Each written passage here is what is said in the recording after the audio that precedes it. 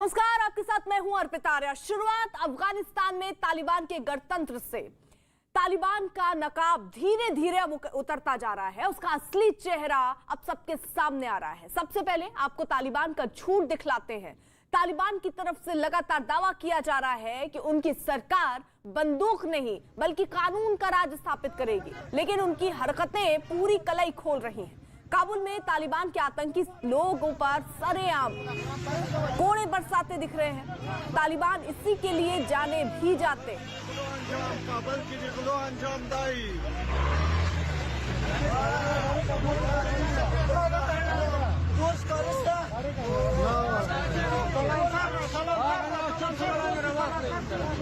अंदर फिल्म पूरी लगू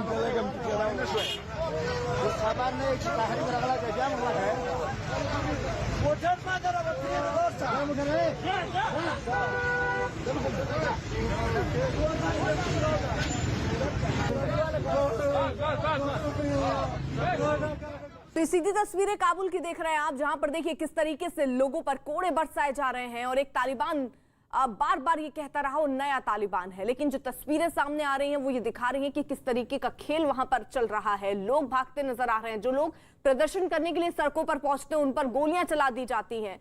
कई लोग घायल हुए, कुछ लोगों की मौत हुई। वहीं दूसरी तरफ ये तस्वीर जरा आप देखिए, वहां कोड़े बरसाते हुए लोगों पर ये तालिबानी नजर आ रहे हैं। तो ये तस्वीरें बयां कर रही हैं कि किस तरीके की स्थिति इस वक्त अफगानिस्तान में तालिबान के कब्जे के बाद बनी हुई है। लोग वहां से निकलना चाह रहे हैं, काबुल एयरपोर्ट पहुंच रहे हैं। आपको बता दें, एयरपोर्ट पर भी फायरिंग की गई।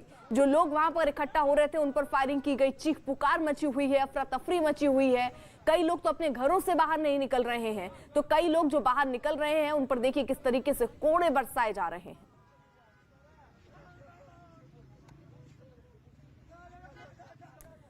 अमित पांडे हमारे साथ, हमारे सहयोगी इस वक्त जुड़ चुके हैं। और अमित, नए तालिबान का राग छेड़ने के बाद हरकतें तो पुरानी वाली ही है।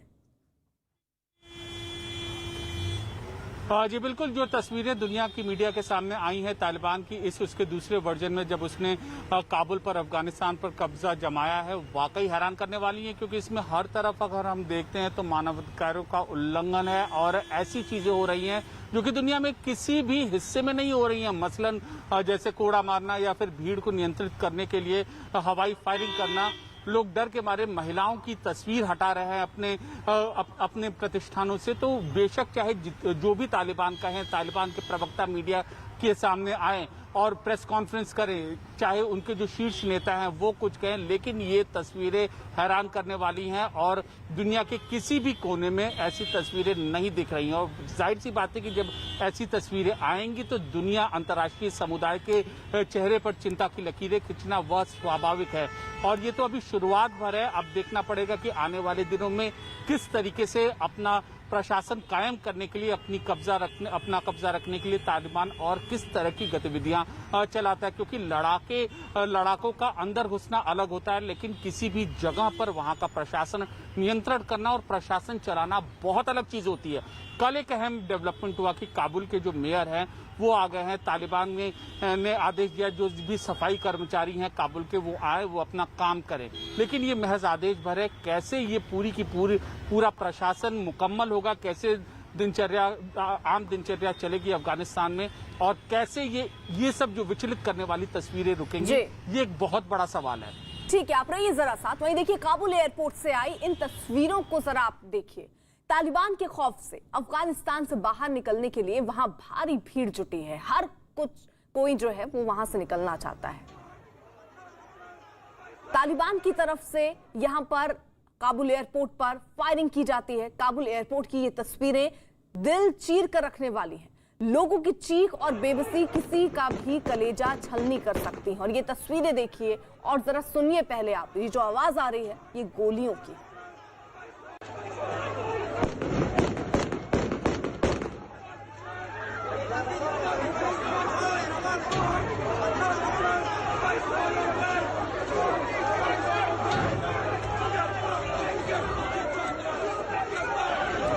तो ये तस्वीरें आपने देखी काबुल एयरपोर्ट की। वहां महिलाएं, पुरुष, बच्चे अपनी जान बचाने के लिए पहुंचे हैं, क्योंकि एकमात्र रास्ता अफगानिस्तान से निकलने का काबुल एयरपोर्ट ही है। और यहाँ पर जब लोग पहुंच रहे हैं तो ये गोलियां चल रही हैं, कितने लोग घायल हुए या किसी की जान गई अभी ये जानकारी नहीं है, लेकिन दहशत जरूर लोगों के बीच में है, डर का माहौल है, लोग चीखते चिल्लाते भागते दौड़ते इन तस्वीरों में नजर आ रहे हैं। अमित सिंह हमारे साथ हमारे सहयोगी इस वक्त जुड़ चुके हैं। अमित, ये लगातार हम देख रहे हैं प्रदर्शन हो रहा है तो वहां पर फायरिंग हो जा रही है, उसमें कुछ लोगों के मरने और घायल होने की खबर आई। एयरपोर्ट पर लोग अपनी जान बचाने के लिए भाग रहे हैं, अफरा तफरी का माहौल मचा हुआ है, आप उन्हें जाने भी नहीं दे रहे, आप वहां पर भी फायरिंग कर रहे हैं, क्या उसमें भी किसी की मौत या घायल होने की खबरें आई हैं? देखिए, जिस तरीके की तस्वीरें काबुल से आ रही है वही तस्वीरें हम अभी दर्शकों को अपने दिखा रहे हैं। और देखिए, काबुल से या फिर अफगानिस्तान के दूसरे प्रोविंस से लोग भाग क्यों रहे हैं, क्यों वो चाहते हैं कि वो दूसरे देश में जाके पनाह ले? वजह साफ है, क्योंकि जो दहशत है तालिबान का वहाँ लगातार बढ़ता जा रहा है। और जैसे कि हमारी वहाँ पे लोगों से बातचीत हो रही है, जो दिल्ली में अफगानी मौजूद हैं, जब उनसे हमारी बातचीत हो रही है, क्योंकि अफगानियों के परिजन काफ़ी ज़्यादा तादाद में जो है दिल्ली में रहते हैं। और उनका साफ साफ ये कहना है कि अब जो तालिबान भले ही कुछ कहे, तालिबान कहे कि वो महिलाओं को भागीदारी देगा सरकार में, तालिबान भले ही कहे कि वो 20 साल पुराना वाला तालिबान नहीं है, ये तालिबान 2.0 है, लेकिन नहीं, ऐसा नहीं हो रहा है।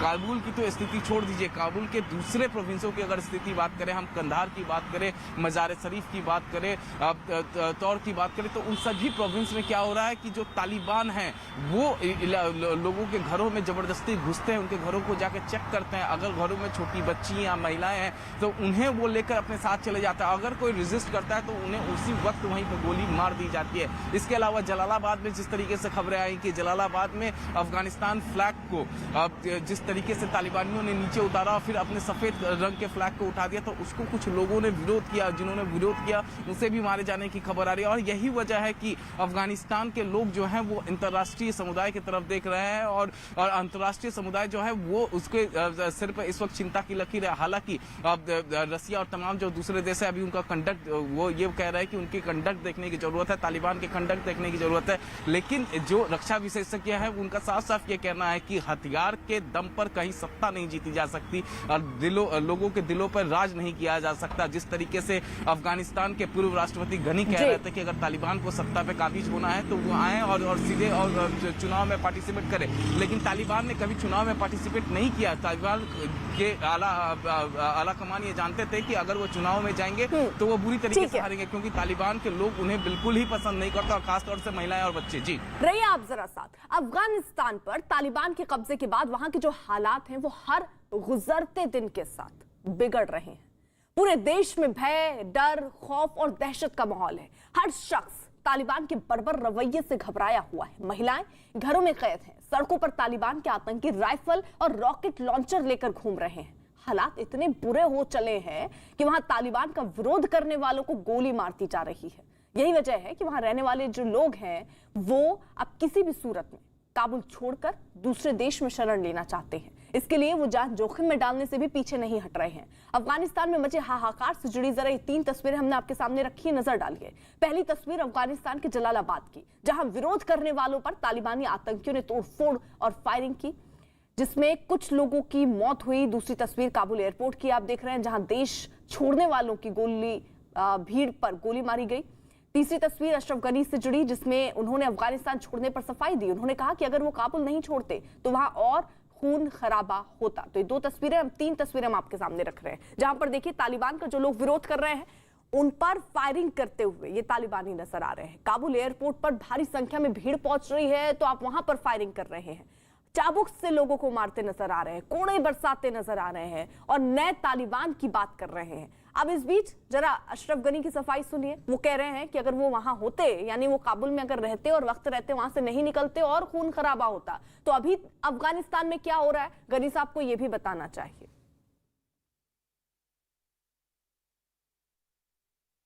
अफगानिस्तान में तालिबान की हुकूमत के विरोध में लोग सड़कों पर उतरने लगे हैं। कई जगहों से इस विरोध की तस्वीरें सामने आई। खोस्त और जलालाबाद में लोगों ने अफगानिस्तान के झंडे को सम्मान दिलाने की मुहिम शुरू की। जलालाबाद में तो प्रदर्शन से भड़के तालिबान की फायरिंग में 2 लोगों की मौत हुई।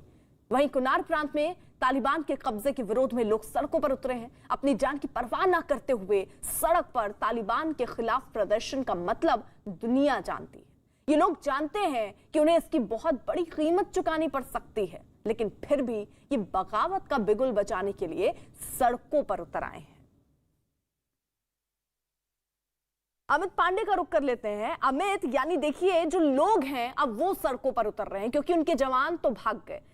जो बाइडेन का बयान एक बार आया था, उन्होंने कहा कि अफगान राष्ट्रीय सुरक्षा बल के 3 लाख जवान हैं और तालिबान के तकरीबन 75,000 विद्रोही हैं, उनसे सामना करने के लिए तैयार हैं। कहां गए वो सारे जवान? क्या 75 पर 3 लाख पर ये 75 भारी पड़ गए? हाँ जी बिल्कुल, जिस तरीके से तालिबान का पूरा एडवांसमेंट था, चाहे हेरात, कंधार, कुंदूज, जलालाबाद, जितने भी प्रांत हों, एक एक करके तालिबान ने रणनीतिक तरीके से आगे बढ़ना शुरू किया। उनकी संख्या अभी 70 से 80 हजार तक उनकी फोर्स की संख्या बढ़ाई जा रही है, जबकि इधर जो अफगानिस्तान की आधिकारिक सैन्य शक्ति थी वह 3 लाख के आसपास थी। लेकिन जिस रणनीति का उन्होंने सहारा लिया और जैसे समय समय पर उनको संसाधन मुहैया करवाया गया, उनको सपोर्ट मुहैया करवाया गया, जब जरूरत पड़ी तब उनको मुहैया करवाया गया। और इधर जो अफगानिस्तान की सेना थी, इसके पास बहुत ज्यादा संसाधन की कमी थी, कोई सेंट्रल कमांड नहीं था, कोई समन्वय नहीं था। जो ये तो थी तालिबान की रणनीति, जिस तरीके से आगे गया और बिना गोली चलाए, बिना खास हिंसा कर उसने काबुल में कब्जा जमा लिया। अब जो ये लोग तालिबान के खिलाफ झंडा लहरा रहे हैं और जो थोड़ा बहुत विरोध करने की जरूरत कर रहे हैं, तो ऐसे में सबसे बड़ा सवाल क्या है कि तालिबान उनकी इस कार्रवाई को किस तरीके से देखता है। लोकतांत्रिक प्रक्रिया के अंतर्गत देखता है, उनको समझाया बुझाया जाएगा।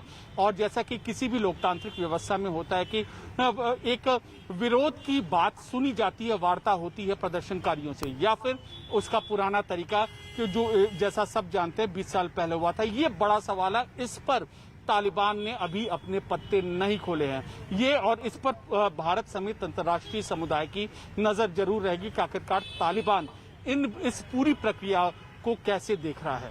रही आप जरा साथ, खोस्त से लेकर जलालाबाद और जलालाबाद से लेकर नंगरहार तक तालिबान के खिलाफ लोगों का जो आक्रोश है वो साफ नजर आ रहा है। तालिबान के सफेद झंडे के खिलाफ लोगों को मौत की दहशत के बावजूद लोग सड़कों पर निकलकर विरोध प्रदर्शन कर रहे हैं, मांग कर रहे हैं कि तालिबान अफगानिस्तान के झंडे की बेइज्जती ना करे, तालिबान अफगानिस्तान के झंडे की जगह अपना झंडा ना फहराए। भले ही अफगानिस्तान की सेना ने हथियार डाल दिए हैं, भले ही अफगानिस्तान की अशरफ गनी सरकार ने तालिबान के आगे समर्पण कर दिया, लेकिन लोग इतनी जल्दी हार मानने को तैयार नहीं।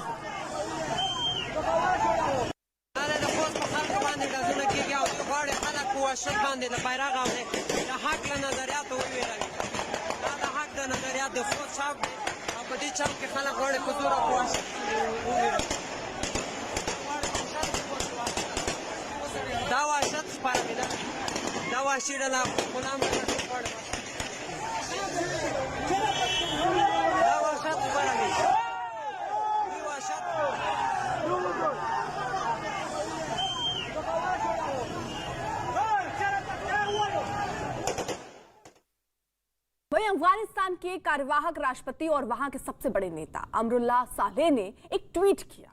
उन्होंने अपने ट्वीट में लिखा कि मैं तालिबान के खिलाफ राष्ट्रीय ध्वज फहराने के लिए अलग अलग स्थानों पर अपने देश के सम्मानीय लोगों के साहसी और देशभक्तिपूर्ण आंदोलन के लिए अपना सम्मान, समर्थन और प्रशंसा व्यक्त करता हूं। कई शहीद इस तरह से गरिमा के साथ शहीद हुए थे, जो राष्ट्रीय ध्वज को लेकर देश और देश की गरिमा के लिए खड़े हैं, उन्हें सलाम करते हैं। तालिबान कितने दावे करे कि इस बार उसकी सीरत बदल गई है, इस बार तालिबान 2.0 है, लेकिन धीरे धीरे उसका जो नकाब है वो उतरता जा रहा है। तालिबान के कब्जे से अफगानिस्तान के लोग दहशत में जीने को मजबूर हैं। आलम यह है कि आम अफगानी भी अब वहां रहना नहीं चाह रहा। वहां से निकलने का रास्ता सिर्फ एक है और वो है काबुल एयरपोर्ट, जहां हजारों की संख्या में लोगों की भीड़ लगी हुई है। काबुल एयरपोर्ट से आई जो डर की 3 तस्वीरें हैं वो रख रहे हैं हम आपके सामने। पहली तस्वीर जरा देखिए, वहां हजारों की संख्या में जो लोग हैं वो जमा हुए हैं, किसी भी सूरत में काबुल से निकलने की उनकी कोशिश है। दूसरी तस्वीर जो आप देख रहे हैं, कई महिलाएं एयरपोर्ट के अंदर जाने की कोशिश में जुटी हैं, लेकिन वहां मौजूद अमेरिकी सैनिकों को देखकर कुछ महिलाएं फूट फूट कर रो पड़ी हैं। इन महिलाओं ने अमेरिकी सैनिकों से उन्हें बचाकर देश के बाहर ले जाने की गुहार लगानी शुरू की है। अब जरा तीसरी तस्वीर देखिए, उन लोगों की है जो अफगानिस्तान छोड़ने के लिए विमान के लैंडिंग गियर में चढ़ गए, लेकिन जब विमान उड़ा तो हवा के दबाव की वजह से वो नीचे गिर गए और उनकी मौत हो गई। अमित सिंह भी हमारे साथ मौजूद हैं। अमित, सालेह ने तो देखिए राष्ट्रपति अपने आप को खुद कार्यवाहक राष्ट्रपति घोषित कर दिया। अब जो लोग हैं वो भी सड़कों पर उतर रहे हैं, वो भी तालिबान को सीधे तौर पर चुनौती दे रहे हैं। क्या इन सब से कोई फर्क पड़ेगा? क्या कोई हालात वहां पर सुधरते हुए इन सब से नजर आ रहे हैं क्या?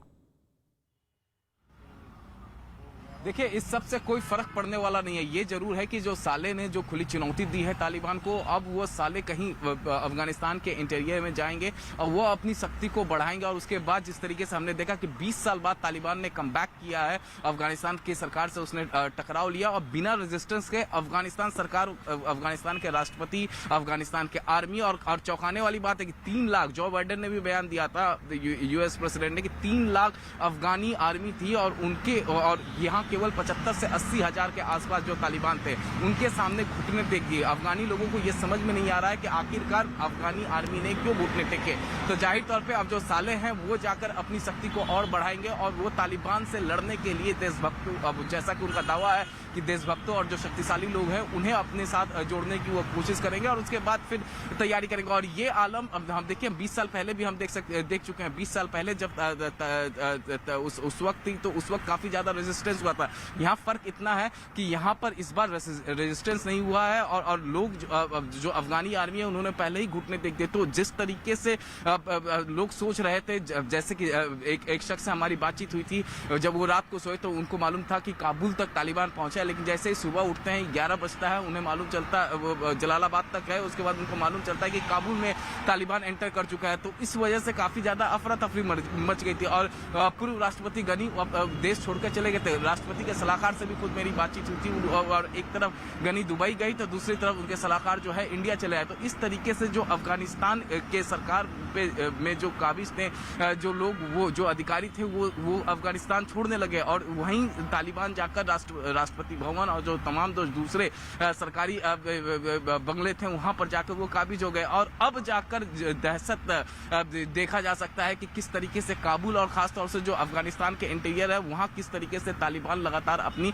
दहशत बढ़ा रहा है। और जहां तक रहा, जो लोग रेजिस्ट कर रहे हैं, जो लोग तालिबान के खिलाफ हैं, अब उनके बारे में क्या करेगा? तो तालिबान किसी से बातचीत नहीं करता क्योंकि अफगानिस्तान की जो पूर्व सरकार थी वो लगातार तालिबान को बातचीत के लिए कह रही थी, लेकिन तालिबान ने कभी बातचीत नहीं किया। तालिबान का जो विरोध करता है उसके साथ तालिबान, हम वीडियोस के जरिए देख रहे हैं कि क्या सलूक करते हैं। अर्पिता, रहिए आप जरा सा। देखिए, अफगानिस्तान में तालिबान की वापसी के बाद से ही वहां के लोगों में डर और दहशत का माहौल है। हर रोज तालिबानी जुल्म और जोर जबरदस्ती की नई नई तस्वीरें आ रही हैं, जिसका खौफ लोगों में साफ नजर आ रहा है। तालिबान से डरे लोग अपनी दुकानों के बाहर लगी महिलाओं की तस्वीरों को ढकने की कोशिश में जुट गए हैं। ये वीडियो भी सामने आया, काबुल से ये वीडियो सामने आया, जहां एक शख्स एक सैलून के बाहर लगी महिला की तस्वीर को काले रंग के पेंट से ढकने की कोशिश करता दिखाई दिया।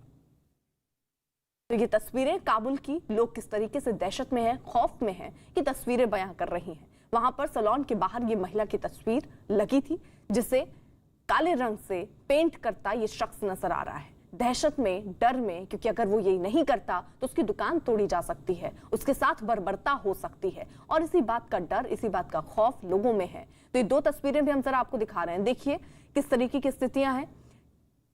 वहां पर हर कोई डरा हुआ है, इक्के दुक्के दुकान खुले हुए हैं और वो दुकान अगर खोल भी पा रहे हैं तो कुछ ये तरीका अपनाना पड़ रहा है उनको अपने दुकानों को खोलने के लिए, ताकि तालिबानी उन पर किसी तरीके का जुल्म ना ढाएं।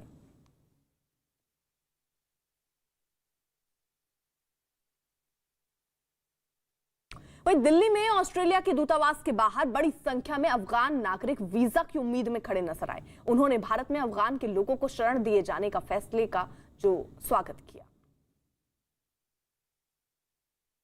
Thank you so much. India का लोग जो है हम लोगों को सपोर्ट देता है, हम लोगों का ऐसा अपना सीना पार के हम लोगों को ऐसे बुलाता है, कहा जाओ भाई हम लोग आपके साथ हैं। अफगानिस्तान में नहीं जा सकता हूँ, हम इंजूरिड हो, हम पुलिस था पहले अफगानिस्तान में, अभी मुंह में गोली लगाया और गोली लगी थी और एक पैर में लगे हैं। हम इधर आया है कि अगर हो सके तो ऑस्ट्रेलिया एम्बेसी हमको वीज़ा दे दे, उधर भेजेगा, इसलिए आया है।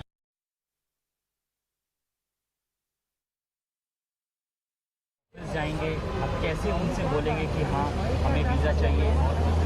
यूनिसेफ ऑफिस में किसी को हेल्प नहीं करते हैं दिल्ली में, स्पेशली अफ़गान लोग, क्योंकि हमें नहीं पता कि अफ़गान लोग हर जगह है, स्पेशली इंडिया में तो ज़्यादा है ठीक, लेकिन हम जो वहाँ पे जाते हैं कोई नहीं है बात करने में, कोई हमारा आवाज़ नहीं सुनते हैं कि हाँ ये क्या चाहते हैं, इनका प्रॉब्लम क्या है, स्पेशली इनका क्या चाहिए, कोई नहीं है। और जो गेट पर गार्ड है कह रहे कि हाँ मैडम बोलिए, और अगर नंबर भी हम देंगे और हमें कॉल भी नहीं आता, कोई हमारा आवाज़ नहीं सुनता है यहाँ पर, स्पेशली यूएन। एक क्वेश्चन मेरा आपसे ये है कि अब आप ऑस्ट्रेलियन हाई कमीशन आए हैं, हाँ जी। लेकिन क्या आप और अमित सिंह हमारे साथ मौजूद हैं। अमित, यहाँ पर देखिए भारत सरकार ने जो कदम उठाया, जो फैसला लिया, क्योंकि अगर देखें तो अफगानिस्तान पर 24 घंटे में सीसीएस की दूसरी बड़ी और महत्वपूर्ण बैठक हुई, जिसमें ये लगातार फैसले लिए जा रहे हैं कि वहां फंसे भारतीयों को किस तरीके से लाना है,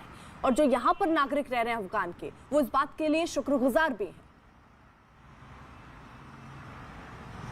जी हाँ, बिल्कुल। जो अफगानिस्तान के लोग दिल्ली में रह रहे हैं और देश के कोने कोने में रह रहे हैं, वो काफ़ी ज़्यादा शुक्रगुजार है, क्योंकि हमेशा जब भी अफगानिस्तान में इस तरीके से आफत आई है तब हिंदुस्तान उनके बगल में जाके खड़ा हुआ है। और इस बार जब एक बार फिर तालिब ने कब्जा कर लिया अफगानिस्तान पर, तो देखिए यूएन में किस तरीके से भारत जाकर अपनी पक्ष रख रहा है, वो चेयर कर रहा है मीटिंग्स को, ताकि अफगानिस्तान के लोग जो हैं वो बचे सके। और एक अलग बात ये भी है कि अफगानिस्तान में जो विकास हुए हैं वो हिंदुस्तान की ही देन है, वो इंडिया की ही देन है। और इंडिया ने काफी ज्यादा इन्वेस्टमेंट जो है अफगानिस्तान में किया है, और वहाँ के लोग ये जानते हैं, और यही वजह है कि वहाँ के लोग जो है अपना सच्चा दोस्त अगर किसी को मानते हैं तो वो इंडियन को ही मानते हैं। और जबकि जो पाकिस्तान है, पाकिस्तान अंतर्राष्ट्रीय लेवल पर वो लगातार वो कहता रहा है कि वो तालिबान का समर्थक नहीं है, वो तालिबान के खिलाफ है, लेकिन वहाँ के जब नागरिकों से हम बातचीत करते हैं तो उनके नागरिक साफ साफ ये करते हैं कि अगर आज तालिबान अफगानिस्तान में दहशत फैला रहा है, अफगानिस्तान के राष्ट्रपति भवन में तालिबान वहाँ पर घुसा हुआ है, तो वो केवल आईएसआई और पाकिस्तान की ही वजह से है। वजह साफ है, क्योंकि उनका कहना है कि पाकिस्तान ने ही तालिबान को समर्थन किया है। और जब आज से 20 दिन पहले जब अफगान आर्मी लगातार तालिबानियों से लड़ाई कर रही थी, लगातार उनको मुंहतोड़ जवाब दे रही थी, जो तालिबानी मारे जा रहे थे, जो उनके पास से आई कार्ड बरामद हो रहे थे, वो आई कार्ड वो साबित कर रहे थे कि वो जो तालिबानी थे वो दरअसल पाकिस्तान के मूल रूप से नागरिक थे, कोई पेशावर का नागरिक था तो कहीं और का नागरिक था। तो इस वजह से ये साफ होता गया। लेकिन पता नहीं क्यों यहाँ के लोगों को भी नहीं समझ में आ रहा, अफगानी लोगों को भी कि आखिरकार कैसे 3 लाख से ज्यादा जो अफगानी आर्मी थी वो 75,000 तालिबानियों के सामने घुटने टेक दिए। जी रहिए आप जरा साथ। अफगान मीडिया के हवाले से एक खबर आ रही है, तालिबानी आतंकियों ने एक दिन पहले अफगान पुलिस के पूर्व जनरल रजाक के 4 करीबियों की कंधार स्टेडियम में सरेआम हत्या कर दी। 4 कमांडरों की हत्या को तमाशा बनाया गया, जिसे देखने के लिए सैकड़ों लोगों की भीड़ जुटी।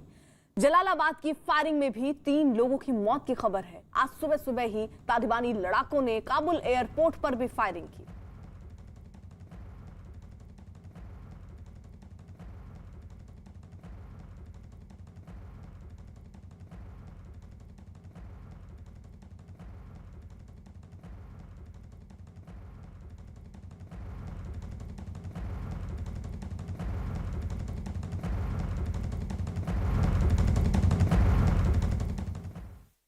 अफगानिस्तान पर कब्जे के बाद तालिबान वहां रहने वाले और नौकरी पेशा महिलाओं को छूट देने की बात कह रहा है, लेकिन वहां की हकीकत इससे बिल्कुल उलट है। ऐसा इसलिए क्योंकि वहां महिलाओं को किसी भी तरह की छूट नहीं दी जा रही। खबर है कि अफगानिस्तान के राष्ट्रीय रेडियो टेलीविजन समाचार में काम करने वाली शबनम दारवराम ने एक वो महिला पत्रकार हैं जो घर जाने के लिए उनको कहा गया। उन्होंने बताया कि जब वो ऑफिस पहुंची तो उन्हें ये कहा गया कि शासन बदल गया है, आपको काम करने की इजाजत नहीं है, आप घर जाइए।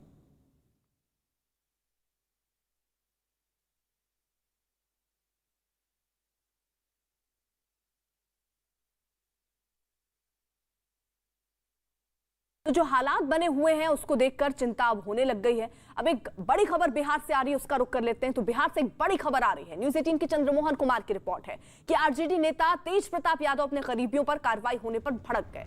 ऐसा इसलिए हुआ क्योंकि आरजेडी के प्रदेश अध्यक्ष जगदानंद सिंह ने तेज प्रताप के करीबी आकाश यादव की छात्र आरजेडी के प्रदेश अध्यक्ष पद से छुट्टी कर दी।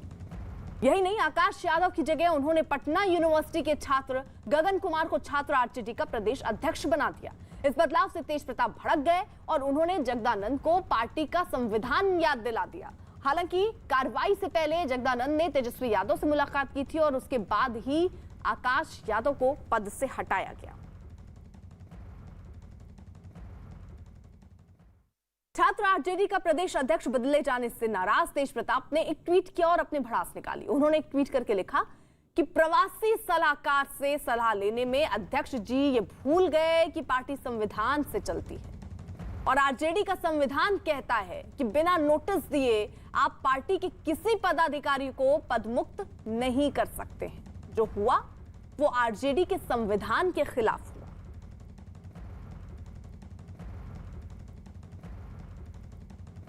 तो आरजेडी में मचे घमासान पर तेज प्रताप यादव ने न्यूज 18 से भी खास बातचीत की, जिसमें उन्होंने पार्टी नेतृत्व और खास तौर पर जगदानंद सिंह पर कई आरोप लगाए। क्या कहा, सुनिए। तेज प्रताप हमारे साथ फोन लाइन पर जुड़ रहे हैं। क्या हुआ वहां पर? क्या आपके करीबी को हटा दिया छात्र इकाई से, इसलिए आप नाराज हैं? मैं ये कहना चाह रहा हूँ जी कि संगठन में जो आदमी मेहनत करता है, जो संगठन कार्यकर्ता से बना है, ये आप सब जानते हैं और पूरे संगठन के लोग जहाँ जहाँ दल है, पार्टी है, सब लोग जानने का काम करते हैं। तो ये मैं कहना चाहता हूँ कि जो मेहनती है उसको हीन भावना देखा जाता है पूरे तरीके से। तो फिर ये तो आपकी पार्टी है, आप पार्टी में बात उठाइए। आपकी पार्टी में पार्टी मेरी क्यों कैसे हुई? पार्टी तो सबकी है जी, पार्टी तो सबकी है ना, पार्टी तो सबकी है, पार्टी केवल किसी एक की नहीं ना है, पार्टी तो सबकी है। मैं ये कहना चाह रहा हूँ कि अगर पार्टी में जिस तरीके से जो गतिविधियां होती है उसमें हम आपको शुरू से अगर कहानी में बताऊं तो उतना लंबा समय आपके पास होगा भी नहीं और आप सुन भी नहीं पाएंगे उतना लंबा समय अगर मैं बताऊंगा कहानी पूरे तरीके से। तो क्या कहानी हुआ है और कहाँ से शुरुआत हुआ है वो भी मैं बता दूंगा सच्चाई। पूरी जनता और पूरे छात्र के लोग ये बोल रहे हैं कि छात्र का कोई संगठन था ही नहीं, तो ये शायद भूल चुके हैं पूरे तरीके से जगदानंद जी, और पूरे तरीके से ये हताश हो चुके हैं कि जिस तरीके से ये भूल गए हैं कि जेपी मूवमेंट जो हुआ था, जेपी मूवमेंट में छात्र राजद जो छात्र जो थे, जो जेपी मूवमेंट में किस तरीके से हमारे पिता ने अगुवाई किया था छात्र का, वो तो सब लोग जानते हैं कि छात्र वहीं से शुरुआत हुआ था छात्र का। और छात्र के हमारे पिताजी उपस्थित थे कि आज उन्होंने इतना संघर्ष किया और जेपी जी और लोहिया जी की विचारधारा को आगे बढ़ाने का काम किया और पूरे तरीके से जो जेपी थे वो खुद छात्र के बारे में उन्होंने लेख लिखा है और खुद छात्रों को आगे बढ़ाने के लिए उन्होंने ये किया। लेकिन जो इस तरीके से हमारे नौजवानों का और छात्र के कोई भी नौजवान हो, चाहे वो बीजेपी में हो नौजवान या चाहे कांग्रेस पार्टी में हो नौजवान या लोजपा में हो नौजवान या छात्र राजद में हो नौजवान, हम सभी नौजवानों के लिए लड़ाई लड़ने का काम करते हैं। ऐसी बात नहीं है कि केवल एक पर्टिकुलर आम आदमी के विशेष को ही हम ये नहीं तो करने का काम करते हैं। लेकिन देखिए, हाँ, आपके परिवार में ही तो है ना, मतलब आप जैसे पार्टी में आपके भाई हैं, आप उनसे कहिए कि भाई पार्टी में ये सब हो रहा है, आप उनसे क्यों नहीं बोलते? नहीं देखिए, भाई हैं तो भाई को हमने वो बाहर थे और वो ही अभी आए तो उनसे मेरी इस पे चर्चा नहीं हुई थी, लेकिन अभी उनसे मेरी बात हुई है तो वो पार्टी के कॉन्फ्रेंस मीटिंग में बैठे हुए थे, तो इस पे अभी मैं चर्चा करूंगा। लेकिन किसी को बिना नोटिस दिए हुए कि आप पार्टी का संविधान उठा करके देख लीजिए, जितने भी राष्ट्रीय पार्टी या रजिस्टर्ड पार्टी हैं उस संविधान उठा करके देख लीजिए कि किसी भी बिना नोटिस दिए हुए आप पार्टी से किसी को भी बाहर आप नहीं कर सकते हैं। और उन्होंने गलती क्या किया था? छात्र नौजवानों को आगे बढ़ाने का काम किया था, वो गलती किया था। छात्र नौजवानों को गांव-गांव में कस्बों में जोड़ने का काम किया था, वो गलती किया था। छात्र नौजवान का कोई पूछ नहीं था संगठन में, हमने छात्र संगठन को आगे उठाने का काम किया और उसको ऊंचाइयों तक पहुंचाने का काम किया। तो हमारी गलती हो गई कि तेज प्रताप यादव गलती कर रहे हैं और बड़े सीनियर लीडर भूल गए कि वो क्या कर रहे थे। बड़े सीनियर लीडर जो है छात्र को बुला लेते हैं, बुला करके फोटो खिंचवा लेते हैं अपना और फिर चले जाते हैं। अभी जो आंदोलन जो हुआ था बिहार में, हम आपको बता दें, जो पथराव हुआ था हमारे ऊपर और तेजस्वी के ऊपर, वहाँ पे छात्र का नौजवान पिटा रहा था। जगदानंद सिंह जी तो पिटाए नहीं थे या बड़े सीनियर लीडर तो पिटाए नहीं थे, वहाँ तो तेजस्वी और तेज प्रताप था लड़ाई के मैदान में। तो छात्र के नौजवान पिटाए थे। आपकी नाराजगी, छात्र का नौजवान जिसके पास पैसा नहीं है जी, जिसके पास कुछ नहीं है, बैकग्राउंड से गरीब लोग हैं, वो अगर संगठन में जुड़ रहे हैं तो उनको पार्टी से हीन भावना से देखने का ये लोग काम करते हैं। हम किसी के ऊपर आरोप लगाने का काम नहीं कर रहे हैं। जो फैक्ट बात है, मैं वही तेज प्रताप यादव बोलने का काम करता है। नहीं तो आपकी नाराजगी जगदानंद सिंह जी से है, तो जगदानंद सिंह जी के खिलाफ आप क्या करेंगे आप पार्टी में? मैं खिलाफ की बात नहीं है, मैं खिलाफ का बात मैं नहीं कर रहा हूँ कि मैं उनके खिलाफ हूँ या ये इस तरीके से। अगर पार्टी में जो गतिविधियां होती, देखिए पार्टी किसी का ये है नहीं, पार्टी जो है पूरे तरीके से जनता का है, संगठन का है, सामाजिक न्याय का अगर हम बात करते हैं तो उसका है पार्टी। पार्टी तो किसी की है नहीं। तो इस पर अगला कदम आपका क्या होगा? देखिए अगला कदम का क्या है, अगला कदम हम बात करेंगे पार्टी के लोगों से, पार्टी के सीनियर लोगों से हम बात करेंगे कि बिना नोटिस दिए हुए, अब बिना पार्टी, आप जगदानंद सिंह जी बोल रहे हैं, इस तरीके का बयान आप दे रहे हैं, हम उनके पुत्र के समान हैं और अपने पुत्र को उनके गोद में हम बैठे हैं और इस तरीके का बात बोल रहे हैं, तो ये तो बहुत शर्मनाक बात है ना। इस तरीके का बात उनको नहीं अब पहले भी बोलवाते आ रहे हैं, हमको घेरने का काम किया है। कब नहीं लोग घेरने का काम किया है? ये लोग न्यूज फॉर जो कौन चैनल है उस पर इन लोगों ने चलाने का काम किया, लगातार चला रहे हैं चैनल पे। जब हमने कुछ किया ही नहीं है तो फिर उल्टा पुल्टा आरोप लगा रहे हैं हमारे ऊपर। नहीं तो आप जगदानंद सिंह जी के खिलाफ पार्टी में कोई वो करेंगे या कोई आरोप, मतलब जैसे जो आप बात कर रहे हैं उसको पार्टी में 40 फोरम में कैसे उठाएंगे जब आप कह रहे हैं आपकी सुन नहीं रहे हैं? नहीं तो हम तो जनता के बीच में रख रहे हैं ना बात को। आप तो चैनल सुना रहा है आपको, आप जनता सुन रही होगी आपकी चैनल को। जनता के बीच में हम रखने का काम कर रहे हैं। पार्टी फोरम में हम रखते हैं ये बात को। कहीं भी पार्टी का गतिविधि होता है, प्रोग्राम होता है या धरना होता है तो वहाँ भी हम पार्टी का या चर्चा होता है तो वहाँ हम रखने का काम करते हैं। शुरू से हम रखने का काम किए हैं पार्टी में। अगर मान लीजिए कि पार्टी में जिस तरीके का गलती हो रहा है अगर वो हम नहीं रखेंगे तो आखिर पता कैसे चलेगा कि हमारा पार्टी कहाँ पहुंचा, कहाँ नहीं पहुंचा, कितना ऊंचाइयों तक गया? आप बताइए, इसका जवाब दीजिए आप। और आप पार्टी में आप बिना नोटिस दिए हुए आप पार्टी के किसी भी पदाधिकारी को पदमुक्त कर रहे हैं, तो आज जिस तरीके का हुआ है उस तरीके संविधान के खिलाफ हुआ है। अब इसलिए हमने ट्वीट करने का काम किया है। हमारी कोई उनसे दुश्मनी थोड़े है, जगदानंद सिंह जी से हमारी कोई दुश्मनी नहीं है उनसे, लेकिन वो इस तरीके का काम करते हैं। उनको चाहिए कि छात्र के नौजवानों को बुलाने का काम करें, उनसे राय मशवरा ले लेते हैं या हमको बुला लेते हैं। हम उनको लगातार फोन करते हैं, वो मेरा फोन भी नहीं रिसीव करते हैं।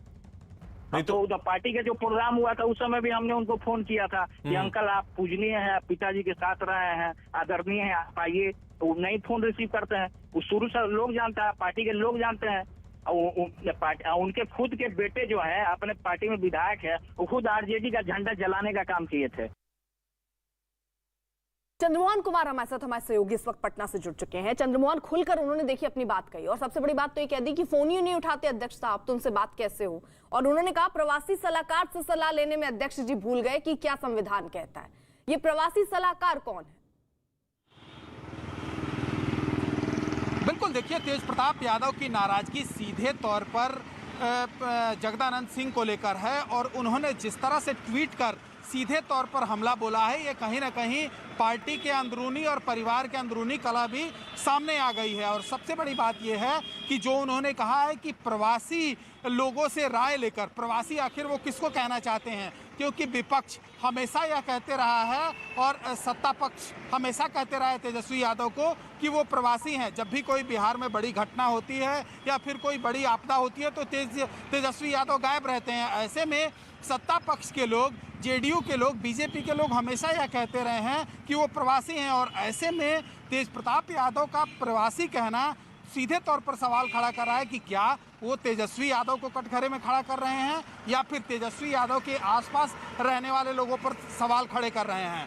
तो अब जिस तरह से तेजस्वी यादव के खिलाफ और पार्टी के खिलाफ अभी तेज प्रताप यादव दिख रहे हैं, यह साफ तौर पर दिखाई दे रहा है कि पूरी तरीके से ये विरासत की लड़ाई है, क्योंकि तेज प्रताप यादव का कहीं ना कहीं कद छोटा हुआ है और तेजस्वी यादव का कद धीरे धीरे पार्टी में बढ़ते जा रहा है। और हो सकता है कि आने वाले दिनों में यह कमान तेजस्वी यादव को पार्टी की सौंप दी जाए। तो इससे भी तेज प्रताप यादव नाराज दिख रहे हैं। और एक तस्वीर छोटी सी हम आपको दिखाने की कोशिश करेंगे। ये पार्टी ऑफिस के बाहर जो होर्डिंग लगा है, इसी को लेकर यह विवाद खड़ा हुआ था 10 दिन पहले, जब छात्र राजद का यहाँ पर सम्मेलन था और तेजस्वी यादव की इस होर्डिंग से तस्वीर गायब हो गई थी, जिसमें सिर्फ तेज प्रताप यादव और आकाश यादव के साथ जो लालू और राबड़ी देवी हैं वो दिख रहे थे। और उसी दिन से यह विवाद शुरू हुआ था जो यहाँ तक पहुँच गया है, जिसमें तेज प्रताप यादव अब सीधे तौर पर पार्टी के जो प्रदेश अध्यक्ष हैं उनको कटघरे में खड़ा कर रहे हैं और पार्टी के नेताओं को के ऊपर सवाल खड़े कर रहे हैं।